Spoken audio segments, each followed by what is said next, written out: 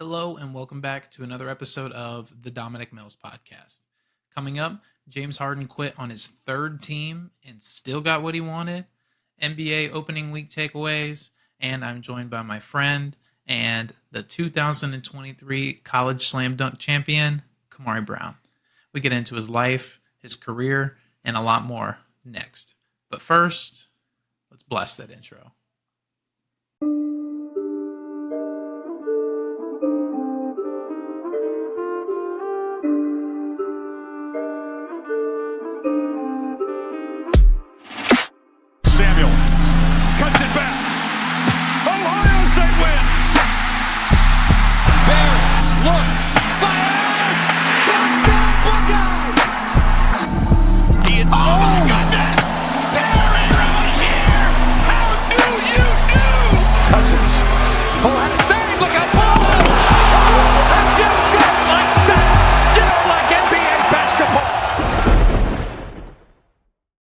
So usually NBA player movement in the offseason is one of my favorite things to watch for. The drama of the first day of free agency and seeing which players are going to change teams or get traded. This year, the biggest movers looked like they were going to be James Harden and Damian Lillard. Dame was the consummate professional in his 11 years with Portland. I mean, besides letting them know how loyal he was the whole time, before he finally decided he wanted to leave. He demanded to be traded to one team. Things were drawn out, got a little bit messy.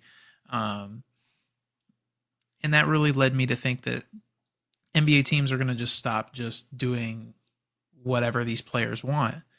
And then James Harden happened again. Now let's get the full context of James Harden.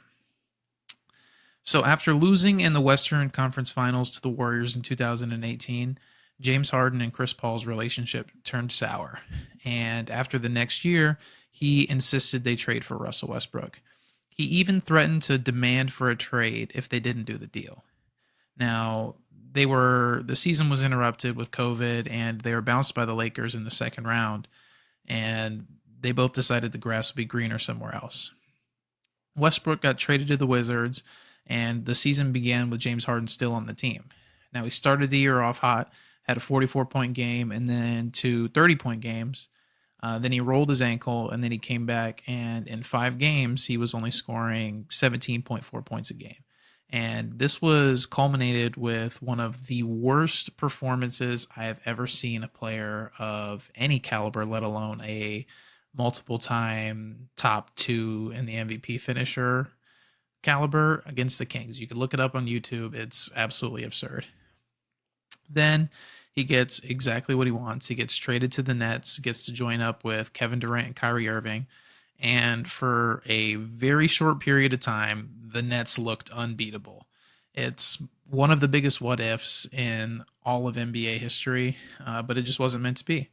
In their first season, Harden and Kyrie both got hurt in the playoffs, and KD still almost dragged them to the finals with that amazing series against the Bucks. The shoe size, half a size too big, just ended up losing.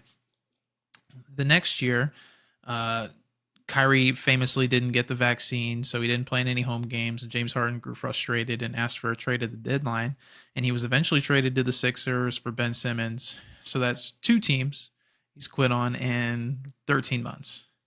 Now, the Sixers were being run by Daryl Morey, who was the general manager in charge of the Rockets while James Harden was having the best years of his career. And he had his own star to trade for, star quotes, when Ben Simmons demanded a trade the same offseason when Trae Young and the Atlanta Hawks broke him. The Sixers were bounced by the Heat in Harden's first year there, but Joel Embiid was hurt, and they were ready to retool things in the offseason. So James Harden then declined his $47 million option to sign a 2-year, $68 million deal to give the Sixers some cap flexibility, which they used to bring in PJ Tucker and Daniel House. Now, according to Woj, Harden and Daryl Morey had an agreement that he wanted to do his part to fortify the team's roster and give it a chance to compete for a championship. The contract included a player option on the second season, which would give Harden the opportunity to negotiate another free agent deal this summer. Fast forward to the playoffs last year. Sixers are up 3-2, heading into Game 6 in Philly with the chance to head to the Eastern Conference Finals. Now, James Harden had already dropped 40 points twice over the course of the series. In Game 6, James Harden goes 4 of 16, including a 1-for-6 second half with 13 points in Game 6, 95-86 loss. Then Game 7, do or die time, James Harden goes 3 of 11 with 9 points and a 24-point loss. Now, I'm definitely not saying that it's all James Harden's fault. Obviously, it's not. I mean, he did carry them to that point. In Game 1, when Joel Embiid wasn't playing, he dropped 40 bomb. But nobody's going to be running to applaud you when you go 7 of 27 in Game 6 of 7. Now, that brings us to this offseason. The expectation was that he was either going to decline that same option so we could sign a new contract with a new team or agree to an extension. Now, instead, what James Harden did was he opted into his deal and requested a trade to the Clippers after less than a year and a half with the Sixers. He would then go on to call his former friend and general manager Daryl Morey a liar and said he would never be part of an organization that he is a part of. Then, to top it off, he initially doesn't show up for media day. Then he does show up for the second round of practices. Then, in his media session, calls his relationship with Daryl Morey irreparable before disappearing on the team again for 10 days for what was told was personal reasons. After that period, he attempted to join the team again before their season-opening road trip, but was denied access to the team plane and told to stay in town to work on getting ready to play in games. He sat on the bench for the team's home opener before being traded to the Clippers 2 days later. Now, on the surface, acquiring James Harden and rotation piece PJ Tucker for Nick Batum, Marcus Morris, Rob Covington, KJ Martin, a 2028 unprotected first-round pick, 2 second-rounders, 2029 swap, and an additional first rounder from another team might not seem like much, but now the Clippers have absolutely no assets for the future. In his Clippers presser, James Harden said he felt like he was on a leash with the Sixers. He was second in the NBA in time possessing the basketball. Hard to say that you're on a leash there. So, the Clippers, after this year, they don't have another draft pick until 2030. And maybe they already have a deal with Harden agreed to that he will sign with them later. But he could still leave after this year. Kawhi Leonard and Paul George also have player options after this season. So say what I think is the most likely outcome happens. This team succeeds in the regular season enough to get them anywhere from like the 3 to like the 7 seed. Gets to the playoffs, has an injury or two, crawls through, gets knocked out in the first or second round. What happens? What happens after that? Do they stay together? I don't know. I mean, what are their options? Trade Kawhi and Paul George or double down? I mean, I understand why they did it. I just don't think I or anyone else am going to be applauding them for this move in May and June. Now, let's move on to some basketball that has actually been played this year. I have a few interesting storylines that I want to watch. Okay, takeaway number 1. The Denver Nuggets are still good at basketball. Now, I know that this is something that shouldn't be surprising to anybody who's following this. The Nuggets won the championship last year. I would probably pick them to win it all again right now. It looks like the loss of Bruce Brown wasn't as bad of a blow as some people might have speculated this summer. They're still scoring just fine. Nikola Jokic is still the best player in the NBA right now. They're leading the league in field goal percentage. They're second in assists, and they are actually giving up the 5th fewest points in the league so far. Now, one area that they're probably going to have to improve is they have the worst free throw percentage in the league. There's still going to be some room to improve there. The Celtics, they're looking like a Death Star right now. They've become one of those rare teams where they're able to put 5 guys out there at once that are capable of not only creating their own shot, but just being confident competent with the basketball as decision makers. I mean, Porzingis is a good passer out of there. They're looking phenomenal. They are first in points, first in rebounds, third in field goal percentage, and seventh in opposing points allowed. Now, they aren't perfect. They are 17th in free throw rate and sixth worst in assists, which leads me to wonder if they're going to be able to keep this high scoring rate up or if their shooting is going to be able to carry them to their goals this year. But like last year, let's hope that they're not too reliant on the three-point shot. Victor Wembanyama is just as good as they said he was going to be. Against the Suns the other day, he showed it. Had 38 points, 10 rebounds, and 2 blocks, and looked like a mismatch literally every possession down there. There are pictures of him standing next to Kevin Durant. Kevin Durant looks like a guard. People are out there saying, I'm wondering why they have a small guy on Victor Wembanyama, and I look up and I realize it's Kevin Durant. He's been incredibly efficient so far, hitting pull-up jumpers, transition threes, mid-range face-ups. For this year already, he's averaging 20 points, 8 rebounds, and 2 assists, which is basically Jaren Jackson numbers, but we're going to get into the Grizzlies here in a minute. The Spurs are also crazy competitive and very fun to watch. I don't think that they're going to make the playoffs. I don't really think that they're even going to sniff the playoffs, but I do think that they're going to be incredibly fun to watch. The Grizzlies are 0-6, and I think it's reasonable to assume they might not be able to turn things around. At this point, they are the only winless team in the NBA. Ja's suspended. He's still got 19 games left. Steven Adams is done for the year. Brandon Clark is still out after he had his Achilles injury last year. So right now, their top 3 scorers are Desmond Bane, who, to be fair, is doing his thing, averaging 26 a game on 47% from the field.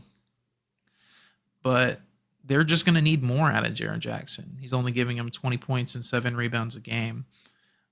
And Marcus Smart, who's only giving him 14 a game. I mean, how much can you really ask out of Marcus Smart to give you offensively? But they just can't score.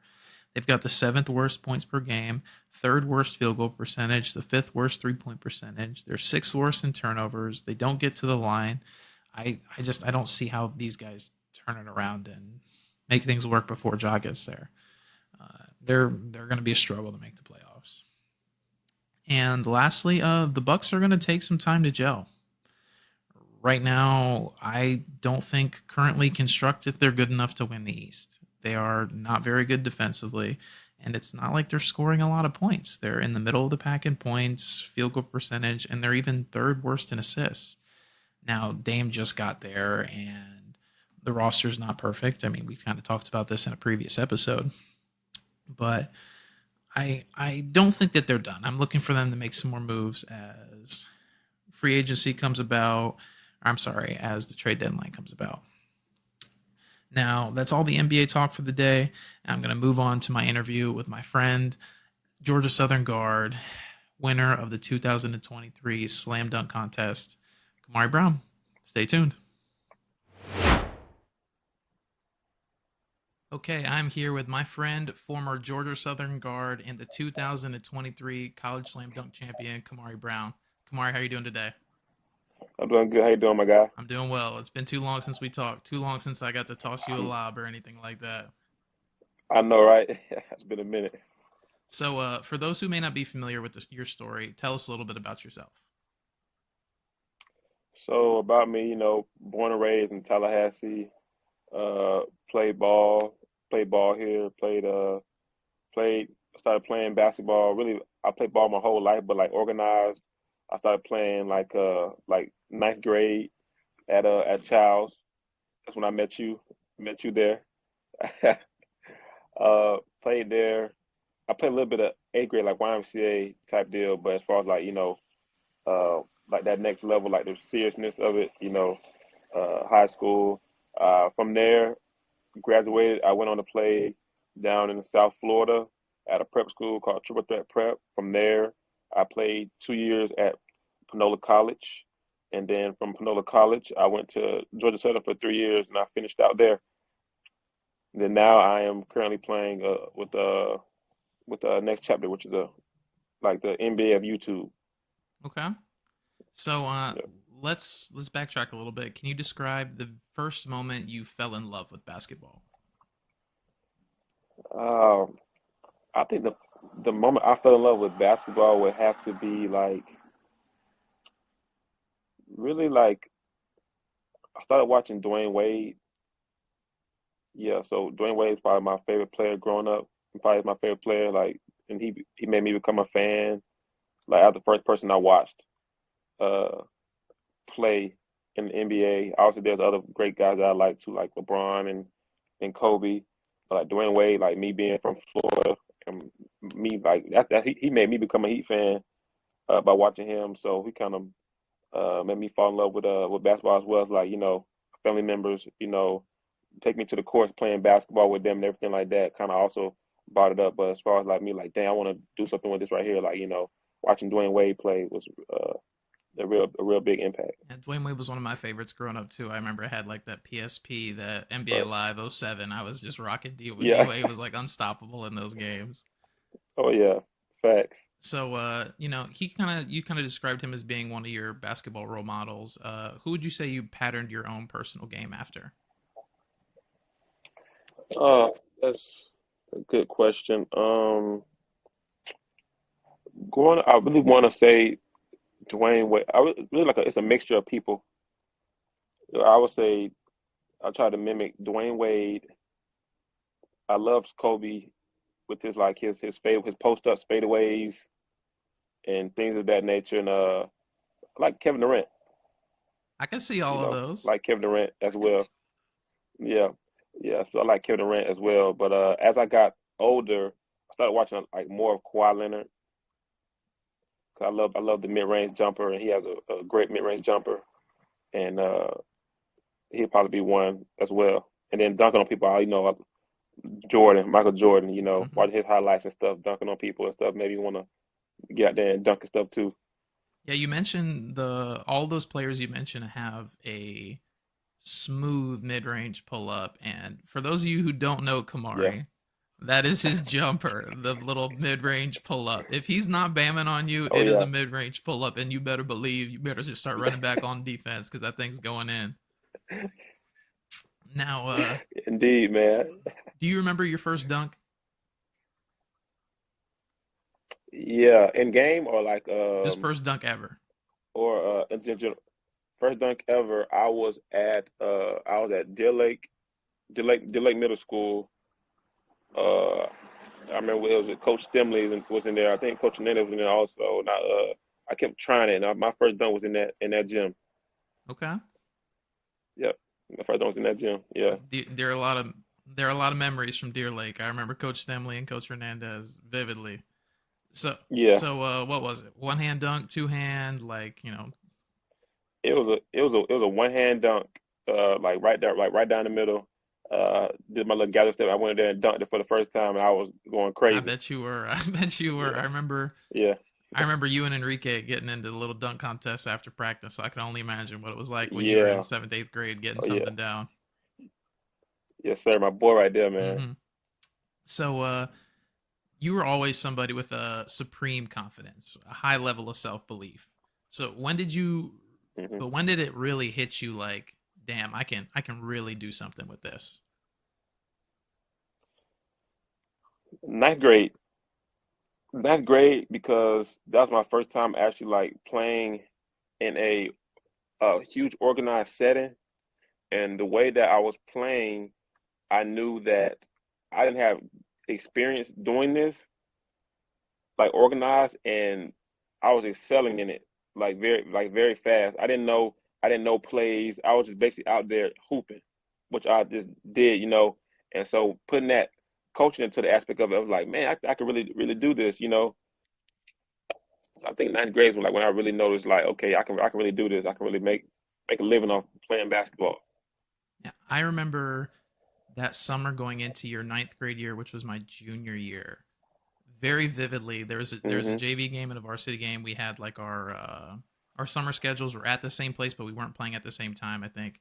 And I remember passing by you, asking you how many you had, and you were like 30 something, and I was like, "What? You're out here getting 30 in a summer league game?"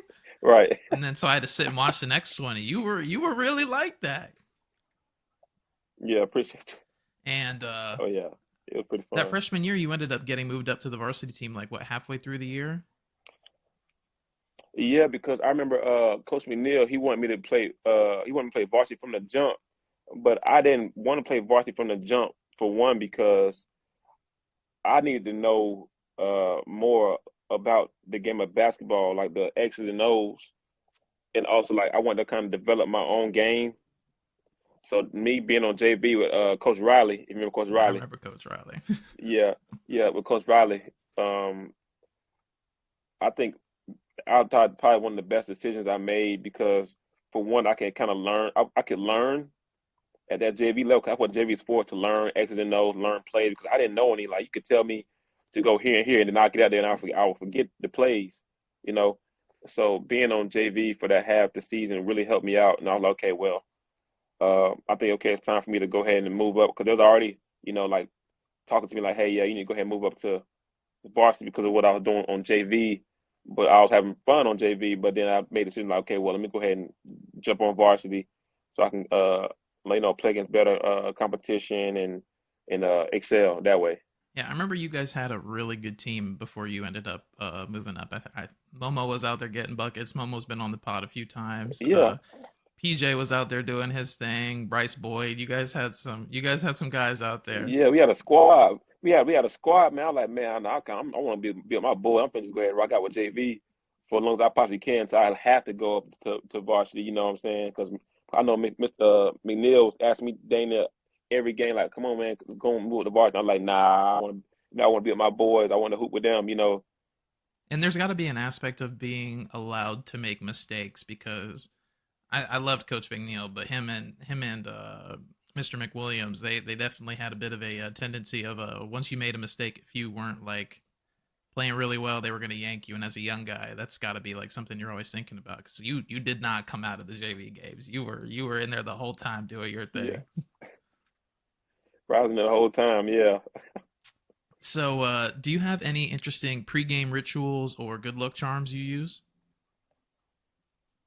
So yeah, so I always do. I play R&B music, Dom. Like Okay. that gets me. When I tell you, I love R&B music so much. Like it's when I tell you, I play R&B music uh a lot. Like I did that a lot because that kind of gets me like that calm Hmm. state. Like gets me kind of relaxed. Because sometimes you get like that anxiety aspect of everything like that. Like like first in high school, like I definitely played R&B music like all the time. As I got to college, I probably went little bit of hip hop, hearing like old hip hop, you know, type deal. But for the most part, I'm playing R&B music to get me in my vibe and get me in my chill mode, and be relaxed and calm and go out there and do what I got to do. So you're out there warming up now, listening to some Snow Allegra, maybe some Black. Man, I'm out there, man. I'm probably playing something like some John B. Uh I'm probably playing like Luther Vandross, Okay, Teddy Pendergrass, Al Green, some old school cats, you know what I'm that is a saying? So refined taste, that kind sir. of get me in that mode. Yeah. And a lot of other too, but I just can't name all of them. Okay, so as we get into like your high school years, when we initially started playing together, you were dunking. But after I graduated, I remember Yeah. seeing some videos of you just like it was like a night and day. Night and day is the word that comes to mind, but you were always able to jump. But there was a point where you were just dunking on everybody.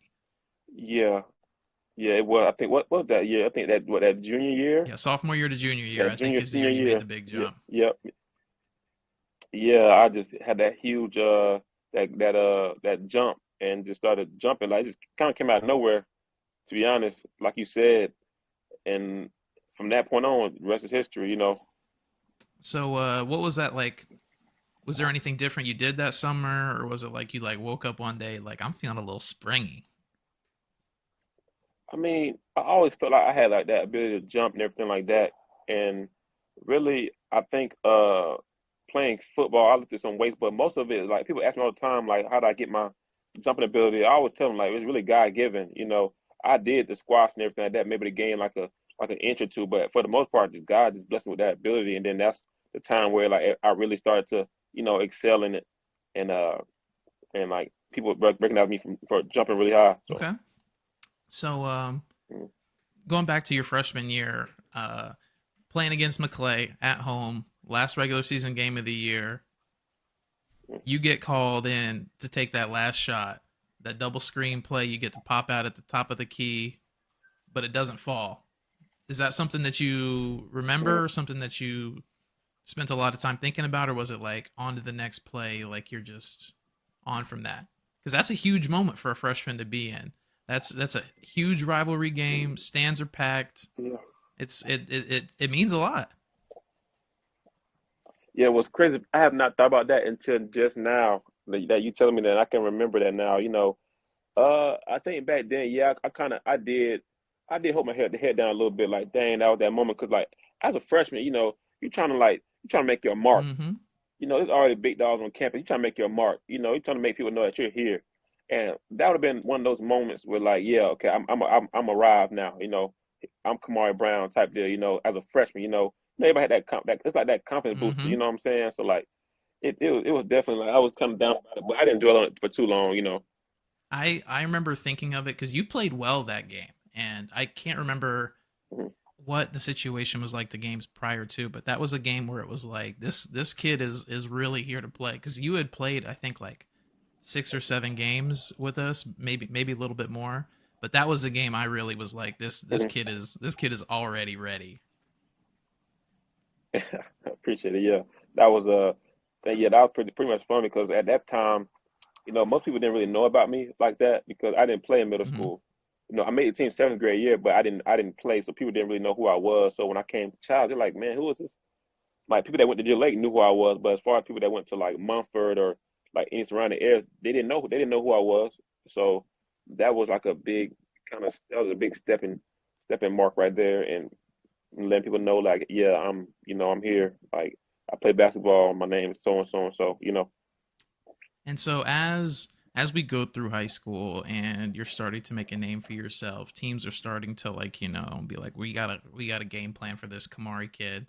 What were when did Mhm. you really start to feel like a difference in terms of how teams played against you, and then did that affect how you carried yourself? Because everybody can know that they're one of the guys, but when people are looking at you trying to come up with different ways to stop you, how does that like affect how you prepare?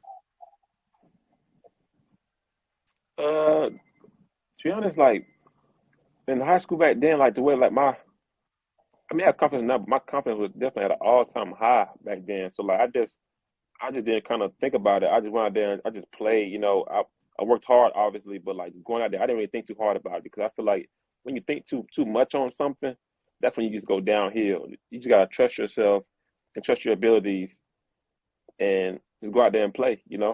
I get that. So, what were some of your favorite teams to play against then? Obviously, McClay definitely has that was like the number one. I love playing against McClay. And after McClay, I would have to say like I think I like playing against Leon. Leon was fun. Uh, Lincoln was fun. Then I'll probably throw in like John Paul was pretty fun because I know those two games are gonna be like the very very fun Mhm. game. But probably the highlight reel games right And that there. was So let me see how it many was pretty dunks I fun could get in playing those. game. Yeah, yeah, yeah. So, we talked a little bit about Leon, and I had Eli on my podcast a couple months ago, and we talked a little bit about how he was on that team that we beat in the district playoffs, and then the very next year you hit the game winner against them at the buzzer. So, you think that like plays Yeah, into some of that, why Leon is so high up on that list? yeah, definitely. Yeah, I remember that game. It was at Childs. That game. I think Tristan swung it to me. I think I was at the top of the key. I believe I was at the top of the key and hit that right there. That was definitely one of the most memorable games of my younger career at Childs. Okay, so after you leave high school, you spend a year at a prep school, like you had mentioned. How do you think that that helped you develop as a Hmm. person and as a player? That helped me a lot because that was the first time I was away from home. even though my uncle lived down in Miami, but I was like I lived in my house with my mom and my sisters my whole life. So being on my own at like 18 years old in a house in Miami, you can just imagine, responsibility. Coach G, he may get up at like 4 in the morning, sometimes 4 or 5 in the morning to go to like cause in Miami they have like those garages with like different workouts and stuff, so you can just go work out, and it really built that man in me to where like, okay, yeah, this you gotta grind for this. It made me really want it because like, out of high school, like I didn't have like coaches contact me. Only coach that contacted me out of high school was, I'll never forget, it was Chester Frazier. He was at Kansas State. He sent me a DM on Twitter, but my focus wasn't really great like that in high school. So I feel like it was God like basically protecting me, because if that would have fell through, I don't think I would have been ready. Not basketball wise, but as far as like things outside of basketball, I need to help like mature a little bit more. So going to that prep school, it made me like, okay, it made me stay Hmm. grounded and really focusing. Okay, this is what I need to do to make myself go to that next level. So I loved it. Basically got out the mud, went to a prep school. Out of out of out of high school. If you really want this, you gonna get it. And obviously I did. So it helped me out a lot. So you spoke a little bit earlier about having a coach from Kansas State DM you. You guys were like discussing like, obviously you going to school there to play ball, and it just like you ended up deciding you wanted to go to the prep school, or how did that end up working out? So because back then, if you remember, people look at me now. I'm like, man, no, there's no way Kamari had an attitude. Remember, I had a short fuse. I had a short fuse back Mm-hmm. then. So yeah, so I think that kind of played a role in that, because obviously, like back then, me, I was that person to where like school wasn't like my forte. School wasn't like that. I did enough to get by so I could play basketball. I focused in on grades enough to where I can make sure I play. So that played a factor in me, because my grades were good, but they weren't good enough in a way for me to like, okay, well, I could like, basically like for me to separate myself from the next man. You see what I'm saying? Like that Kansas State, that's Big 12, so like they got a lot of players, that uh that are good, but also have the grades behind it too. So as a coach, if you're a coach, you sitting back like, nah, okay, this guy Kamari and this other guy, okay, who am I going to take? This guy's good in the classroom, but this guy's okay in the classroom. Who are you going to take? You Fair know, point. so I feel like that played a I played a factor, but I didn't let that discourage me, because I use that as motivation. Okay, the Big 12 school offered me, okay, obviously I can do it. I was like, I can do this. So therefore, that's really just motivated me. Well, So it's good. Sometimes moments like that are just God showing, or it's God giving us an opportunity to really grow and learn. Redirection sometimes helps us find hmm our purpose. Um, so hmm after your prep school, you decided you to go to Panola, and you spent 2 years there. And then I remember seeing pictures of you, and I was like, this dude is jacked. Now this guy is a yeah. different animal. And for those watching hmm this, instead of listening to it, like if you're on YouTube or Spotify, I'm going to include some videos of Kamari just absolutely destroying people on here. What Obviously there was a drastic change in both your body and your game at that point in time. What was that development like? So that development, people ask me that all the time. Panola was probably one of the best college experiences I've had, as well as a player and off the court, because my grades were at the best they ever been, and my game was, I won't say at the best or its peak, but I was really excelling those 2 years at Panola, and the town wasn't so big. Like you can throw the football and be from city to city. That's how small it was. So me working out there, like it was just all you could do. There was like really not many distractions that I loved about it. So really, it was just the only thing you do: eat, sleep, use the bathroom, and play ball. And being in a room, because like me, I'm chill. I was never out the going out type person ever. I would just be home all the time. So that really made me focus in a lot on like my body, working out, staying focused, and really that task at hand that, okay, I'm trying to get to the highest of level in college, which is Division I basketball. So I got to focus in and do what I have to do, you know. So that really played a role in that. And then I had two great coaches as well, Grant McMillan and Aaron Smith. Man, when I tell you, like, probably one of my favorite coaches, because one thing I loved about them is they were so real to me. They didn't tell me what I needed. They didn't tell me what I wanted to hear. They told me what I needed to hear. And like they expected so much from me, and that just had me a focus. Like it's nothing like having a great coach behind you, like that can push you to your your heights that they know that you can reach every single day and expect something every day, and like they're using you as examples and just encouraging you so much. You know that played a factor in it as well. Like I run through a brick wall for them to this day. I would, you know. So just playing for them, it was awesome. It was very awesome. So you got to spend 2 years there, right? Yep, it was 2 years. Yep. Okay, so how would you say you grew the most? Like what areas would you say that they helped you grow in? Just as like a more mature, like you're taking this, I know I can do this, so I can be this player. Yeah, just yeah, maturity. Yeah, because out of high school, cause I know at that prep school, I really matured enough. I think that's why I was saying like I love going there. 'Cause I matured a lot. You know, being on my own and going there, like just basically like they having the confidence in my game.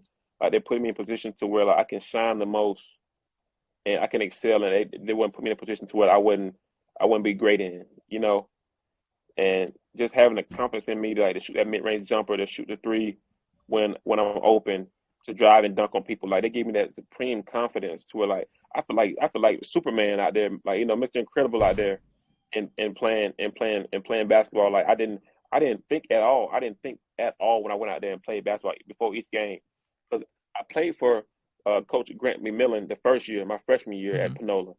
That he ended up going to Navarro, which is another team in the conference. Then that's when the second year Aaron Smith came. It was like kind of the same vibe, you know.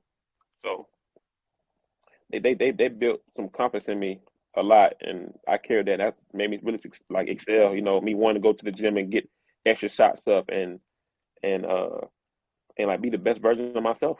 That's awesome. I think that that's a really powerful statement because a lot of my favorite moments with coaches are coaches that made me feel empowered, made me feel like I was really confident. For me, that was Coach Daly over at he's over at Lincoln now. I think coaching the girls team, but Okay. absolutely just the same sort of thing. I felt like I was just I don't know, wasn't never a star player, but I was going to get the job done when I was out there.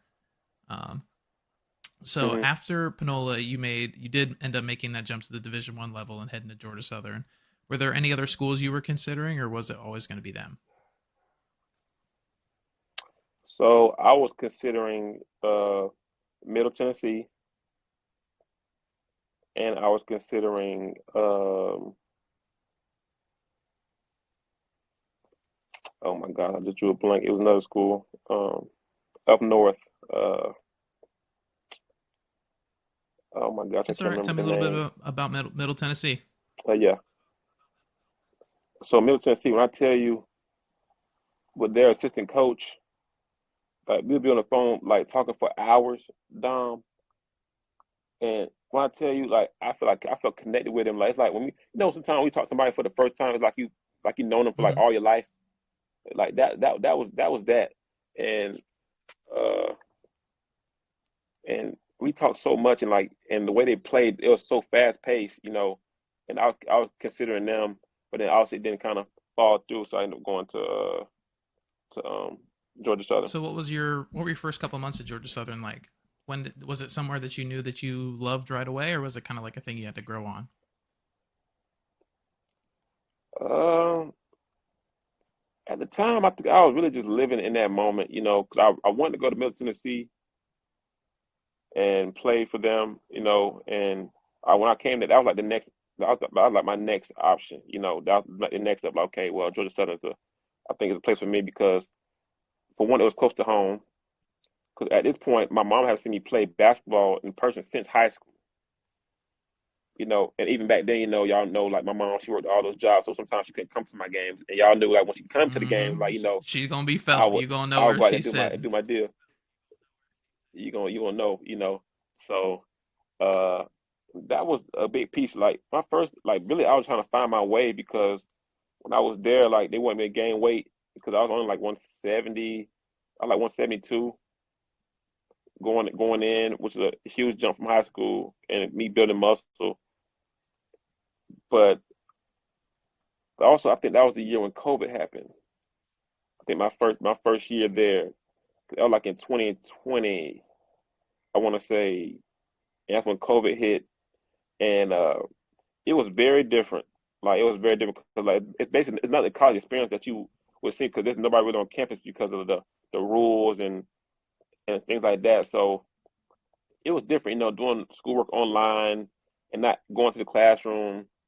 So it was like it kind of had its pros and cons to it. So the first couple of months I was just trying to really like find my way out there. So Did you end up preferring classes in person or online more? ooh, I think some classes I would want it online, and some classes I had online I probably would have wanted That's in fair. person. No, kind of hard to say, but yeah. So some class, but online was straight though. Just hop on the Hmm. Zoom. You in bed chilling. You don't got to really get up. You can just wake up and just join the Zoom. So that was one of those pros back then. I didn't have to get up, and go to class. So Okay. So, what is the most memorable game you ever played in that was an organized game? from At any age, if I'm ever. just like, you get to relive any game the Ooh, second goodness, Dom, time, that's the question. what is it going to be? Ooh, my goodness gracious, Dom. Man, oh man, oh man. Just Just one one game. game? That's But what's the tough. first one that came to mind? We could talk Oh about my more than one, God. but what's the first one that comes to mind? The first game that comes to mind is my first game, senior year, first DRS. When I scored 43. I think I had that game. Sometimes I go back and watch that game on YouTube because it's still on We'll YouTube right put it. now. We'll I put think it I had on like the show. We'll put it in 43. the Yeah, video because I remember watching that game. yeah. That was the first game of my senior year, and that game meant a lot to me because that's when a lot of people was telling me like, well, Kamari just a dunker. I still get that now to this day sometimes, but I just kind of like now it's like them don't really face me like that. But back then it did. I cared. I'm like, man, what you talking about? I'm just a dunker. Like, I'm out here scoring to like my mid range pull up and everything like that. So that whole summer I dedicated myself to shoot the ball. Like I was just shooting the ball on that gun, shooting the ball on that gun, and then to go out there the first game of my senior year, dropped 43. I think I had like 43, like had like more than plus 10 plus rebounds. I think like had like 5 or 6 assists out there. I feel like that was like a statement, like okay, like yeah, I do more than just dunk the ball, and I'm here now. I'm trying to wreck the city now. Y'all got to come see me type deal. So that was a game that I remember. That was one of those games where like yeah, and then also Enrique got hurt that game too. He had to go to the hospital. I don't remember that. I didn't hear about So like that. basically yeah, so basically yeah, so one of the guys he got hit in the eye, and so this is in crunch time. And that's when like I kind of just hit the snap. I kind of took over because I was kind of upset he had to go to the hospital. And I kind of used that as fuel, and that kind of made me mad, and I kind of just like took over that game, and that was one Okay. to remember. Um, what would you say is the best piece of coaching advice you ever received? Mm, mm, I know after a while they all start to homogenize because you've had so many coaches at this point. mm. Ooh, the best advice I could have that I had playing basketball. It could be on just anything else. Like, sometimes you hear a coach say something that's about life and I you're just think like, wow, this like really, I needed that. basketball does not define you as a person. So go out there and just have fun and play the game. I like that. I think that's probably one because a lot of times in life we think that what we do defines us and who we are. Like me going out there and dunking, it doesn't define me, you know. So really, man, man, because coach, I had some coaches that said some stuff to me, man. Like I was real good. Like a lot of coaches told me some stuff, but I guess that's one thing. Like basketball doesn't define me, you know. Like stop putting so much pressure on yourself. Because I put pressure on myself a lot, and just basically that going. I think Coach Smith told me that. Coach Anderson told me that. Like it doesn't define me because he preached. I love what I love about Coach Smith is he brought that Bible. He brought that Bible out, and he told you scriptures before games, after games, and like to know that we're not in control of this. God is. I love Coach Smith for that. Like that's somebody that really, you know, showed me like man, like pray in the ark. Like, you know, obviously my mom told me how to pray, but like as far as like basketball wise, he brought that Bible out, you know, and he we read scriptures and like, you know, we talked about stuff like that, you know, that's outside of basketball, you know, that it doesn't define you. And probably had a lot of success though with him seriously because that was good. Every day he's like, you know, you go to him like about scriptures and everything like that. It was That's awesome. awesome. I'm really glad that you got to have a coach that gave you an experience like that. So you got to participate in the college dunk contest this year. What did you do to prepare? Yeah, I prepared a lot. I did. I did. I made sure because I know that this moment would be pretty big, so I want to prepare for it. So you know, I practiced that whole like 2 weeks beforehand and worked on these dunks and stuff. You know, so Was there? I did like with the Go guy with ahead. the go ahead. Uh, I prepared with like my with Andre, that's my boy. With Lars, you know, with Matt, you know, guys that were at my teammates at Georgia Southern, the other two were managers and everything like that. So like we prepared a lot, you know. Was there anything that you had been practicing that you didn't get to do in the actual contest? Did you have any that you had saved up? Yeah, I did. So my thing going in was I had my main dunks that I was gonna do. If somebody did those dunks, I had a backup for that. You know what I'm saying? So I had because it was four dunks. And I had a backup for each dunk. I can't remember all of them that I had a backup for, but I did. I had a backup. So if somebody did this dunk, then I was gonna do this type deal. So I kind of made sure I prepared myself for it because I feel like some people probably didn't prepare for it, which is on them. But I made sure I did because I wanted to really really win it. You know. Now we're talking a little bit about the preparation. Did you prepare those dances that you did after every dunk? They were No, no, I didn't. I told myself, Dom, I said okay. I'm gonna have fun because sometimes people in life they're too they're Hmm. too stiff, Dom. Like they go out there, they try to be so serious. I'm like, man, I'm about to be myself, Dom. You know me. I'm gonna go out there. I'm gonna have fun. I'm gonna be who I want to be. It wasn't like no arrogance. Like, yeah, the dunks were okay, you know, some fun. But I want to show people that you can have fun doing. It. You don't have to be so serious Hmm. all the time. You know, I'm out here. I'm out here on ESPN. I'm repping myself for one first.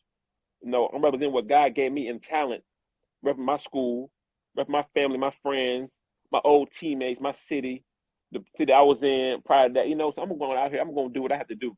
I'm gonna have fun. I'm gonna stay loose with it. You know what I'm Hmm. saying, Dom? I'm gonna have fun. Like I've always been dancing my whole life. You know, like I've been I doing that remember you for the dancing in longest. locker It rooms. was on a I bigger remember. stage. Yeah, yeah. Ain't nothing changed. I did it before games at Georgia Southern, at Panola. You know, didn't nothing change. It's just the world got to see Yeah, that. I was You know, I was texting the high so school team I coached to watch the dunk contest, yeah, and after the dunk contest, I would see them in practice. They were trying to replicate some of the moves. It was pretty good. I should have videotaped it for you. Um, that's funny. so what is your favorite made and your favorite missed dunk in your career? My favorite made dunk. Oh my goodness. Ooh, you're not making this easy for me. Dang. I think my favorite made dunk. Mm, I Damn, know. I had a lot down. I don't know. I'll tell you my Uh, favorite first. How about that? okay. So What was your you favorite? were Yeah, tell me your still in high favorite. school. I don't remember the name of the school that you guys were playing against. You guys were at home, white and purple jerseys. You guys get a steal.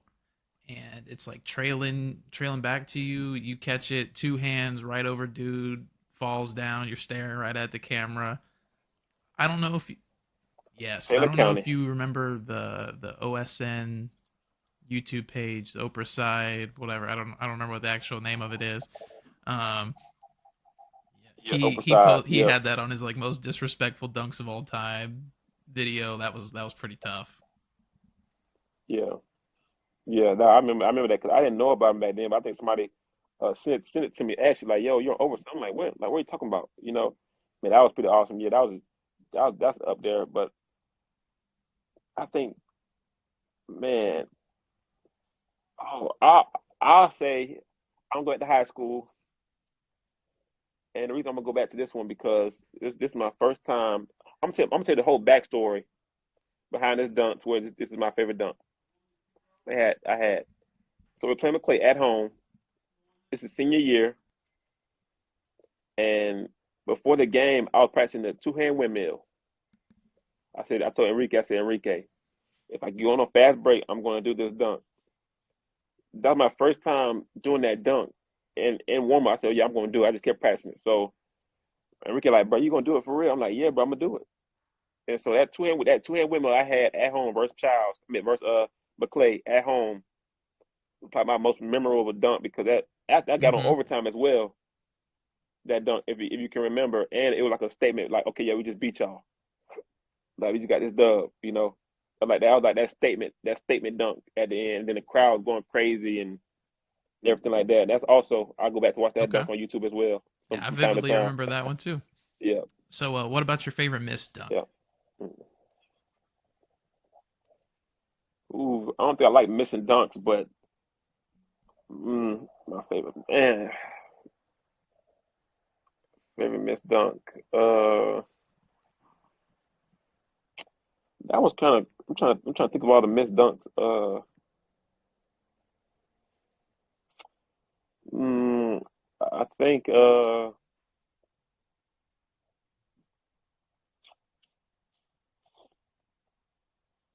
Mm, I think one come to mind. I think we played App State. I'm trying to think. I really can't remember all my missed dunks, Dom. But I think I remember trying to dunk on somebody against App State, and I missed it. I think he got kind of got a hand on the ball, but I missed it. But I think if that dunk went in, that'd have been one of my best dunks Okay. in college. I You're think. like coming down the middle, coming down But the side. yeah, so I think that's one. I had Okay. rip baseline. I ripped baseline, and he could jump all he could jump also. And he got a piece of the ball, and I missed the dunk. Okay. That's when I can say that. All right. Memorable, yeah. So, you've been diving into the content creation space as a player now. Um, what inspired that, and tell hmm me what some of your favorite experiences have been so far. So what inspired that? The twins from you said Gabi, Montreal. So remember, they're already on the next chapter, and so they were telling like Scotty and them like about me, and they kind of helped me like be brought into that space because I wasn't too much like familiar with it like that until like they really introduced me to it. Like I would watch certain basketball with like with some of my old teammates, at Southern and watch like YouTube basketball, but I would just watch it. I didn't know how much people watched it like that until like I got to be a part of it. So doing that, it made it fun. So Yeah, it if that does. answers your question, So funny story about the twins. I think I've already told this yeah. story on this podcast, but it's interesting and cool to see them doing well now because I don't know if you know this. Mitchell, Eli, and I were on a Mitchell Osterlin.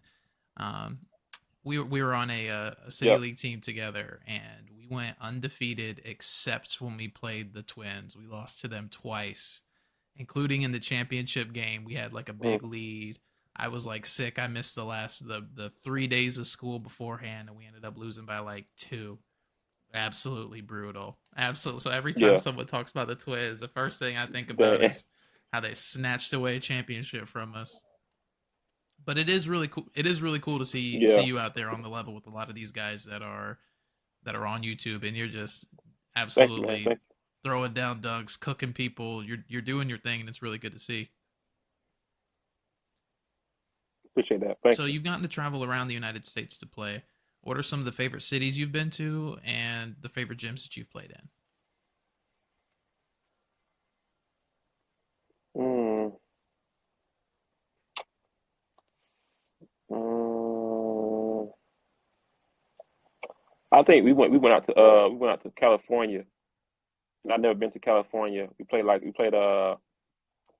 think the team was San Jose, and we played Santa Clara as well. Just that experience from just being on the West Coast, because I never been like there ever, like on the West Coast. The first I've been west was Texas. So going over there, just like just playing, just being in that atmosphere was fun. But it's like far as gyms, like Louisiana Lafayette has a nice gym. That was fun to play in. What other gyms? I'm trying to think of other gyms, but those that come Okay. to mind right there. But definitely like going over there to Cali and playing over there was a good experience for me. 'Cause I never been over Cali there. would be a fun place to hoop in. Um, so, what is Yeah, one piece of advice you would give to kids playing basketball today, or kids who may look into your story and say, "I want to be like Kamari Brown"? advice I could say is to enjoy every moment, live in the moment. Don't look ahead, because some like times like when you start looking ahead, that's when things start to go downhill. I'm not saying like you don't have dreams and aspirations, like say like back then, like, oh yeah, I want to go to the NBA. Okay, that's fine. But just when you're in that moment, just live it out, because when that moment is done, it's done.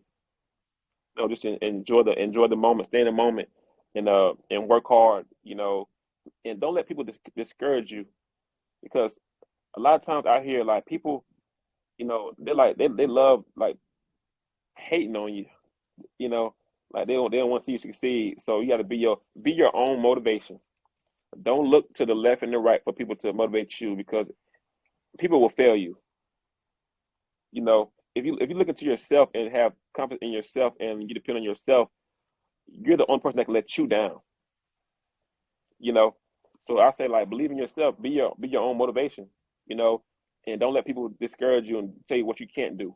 Because you're in control of your own It's destiny. really powerful, and it's So true.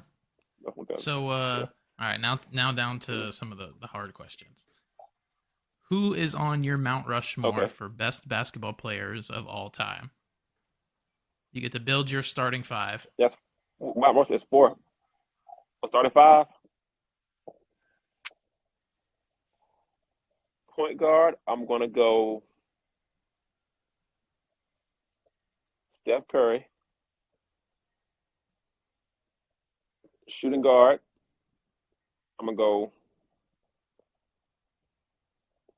Michael Jordan.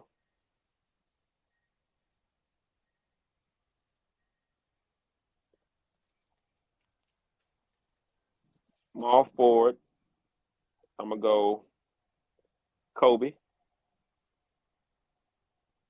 I put LeBron at power forward, and I'm putting Shaquille All O'Neal at the right, that's a five. pretty mean team. Yes, I'm gonna do it right there. Yep, Okay. that's how I'm doing it. So, if you had to pick a dream destination to play basketball in, where would it be and why? Dream destination. Like Anywhere. the Like, team. if I could play in like Rucker Park and it's absolutely jumping there, I could die happy.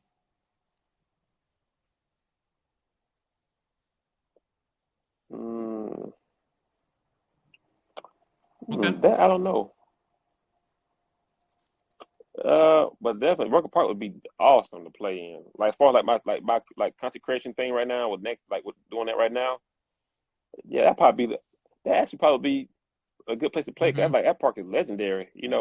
Like who wouldn't want to do that night? When like what I'm doing right now, that's like one of the top places to play at. So yeah, If Rucker you get to Park, do that, soak that definitely. moment up. Yeah, All right. And my last yeah, question: yeah.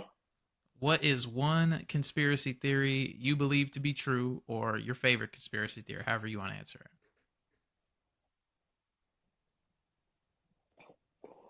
So one came to mind.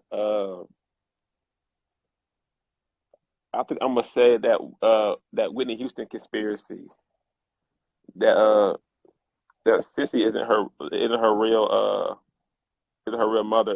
It's a different singer that uh that looks, talks, walks, dance just like Whitney Houston. So the backstory about it was Whitney's dad. You ever seen the movie Mm-mm. Fences I don't think with so. Denzel Washington? Okay, so if not, Okay, it's I'll a add good it to movie. the You got to watch list. it. But so Whitney Houston's dad.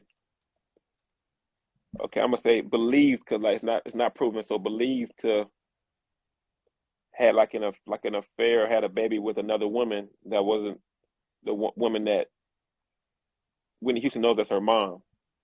I forget the lady's name, but if you go on, if like people Google it and look at Whitney Houston mom conspiracy, you will see like the woman looks just like Whitney Houston, and she's also a singer as well. Like they talk just alike, and so I feel like that conspiracy is to believe to be true because of uh how much they look alike, they talk alike, they both can sing, their posture and their looks are like just identical. Like like if I were to close my eyes and you would not like hear Whitney Houston, you hear her voice. So I believe Okay. that conspiracy is true. I think that I've conspiracy actually is true. never heard that Yeah, one, so I'm gonna have to do yeah. some looking into that. That, Please. I'm gonna send it to you after we get off here. I'm gonna send it to you Okay. because I saw it on TikTok. It's on TikTok. And when I tell you, when you look at this, you're gonna be like, "Oh my goodness! Like this might be one of those conspiracy theories. Like, dang, this might actually be true. Like what in the world? You know, like this is crazy type deal. I think that one true. Okay. That one might be true right there. All right, Kamari, do you have anything you want to plug or anything before we go? Uh, no, I don't got too much right now. Oh, how you feel about Victor Wembanyama? He's tough. He's fun to watch. He's tough. But I don't know. I've been seeing a lot of stuff the last few days about as my dog is going crazy. Comparing him to Bol Bol, and it's not the same. Bol Bol doesn't play defense the way Victor Wembanyama plays defense. Victor Wembanyama is a true rim protector. Like people aren't driving the rim at him that's the Mm, same way they will when Bol Bol's in the game. But I don't know. I mean, I don't know if he's going to be the best player in the NBA in a few years, but I think he's going to be really, really good. What about you? What do you think? really good. I feel like he's a great player. Like what he's doing at that height is just absurd. Like it's really ridiculous. You know, that's a God given right there. I'm sorry, that's God given because for a guy that taught to be able to move like that and do ball handling like that and to move like that is not heard of. You know, and that's pretty awesome. That and what LeBron doing at 38 years old, about to be 39. Like you seen the last night he had like 38 points, something It like was that. like What he had versus the Clippers? 38 and 15, I Like what? think. Like come on, this man 38 years old and is still hooping like that. I'm glad I'm living in times where I can see it because that's also another one of those things. Like man, We don't know if we're ever like going to see something like that that's again. ridiculous. No, and not and for that long, like that longevity. You know, obviously, like you know, like as time goes on, like technology and these different kind of medicines, you know, like may help people like be able to do that. But like to do what he's doing right there, what LeBron doing, man, that's that's that's Is he the that's best player beautiful of to all see. time? That's beautiful to see. You got to pick one. Him You and got to pick Jordan, one. him and Jordan. I'm gonna say Okay. Jordan. I'm gonna say Jordan for right now. I'm gonna say Jordan for right now. But LeBron keep doing what he's doing. LeBron win like no some more championships like that. Then okay. But I know it's not about championship. Like you, like it's a never ending debate. But I feel like Michael Jordan his era was the best. LeBron his era was the best. Kobe his era was the best. You know, but like them two, like you can interchange them two because that's my two. Like if somebody said Mike first, LeBron got to be second. If somebody says LeBron first, then Michael Jordan has to be second. You know, so those two like Those two are Okay. interchangeable. All right, so make sure you check out Yeah. Kamari. I'm gonna put his Instagram in there or in the show notes. Make sure you check him out on the next chapter. He's got a lot of stuff coming out. Please watch this man hoop. Kamari, thank you so much for coming on. Appreciate you. Thank you so much. Thank you for tuning in to this episode of the Dominic Mills Podcast. If you enjoyed the episode, please make sure to leave a 5-star rating or a review wherever you listen to podcasts. If you can, please give the show a follow on Instagram and TikTok at the Dominic Mills Podcast. That's all for me. Make sure you stay safe and stay curious.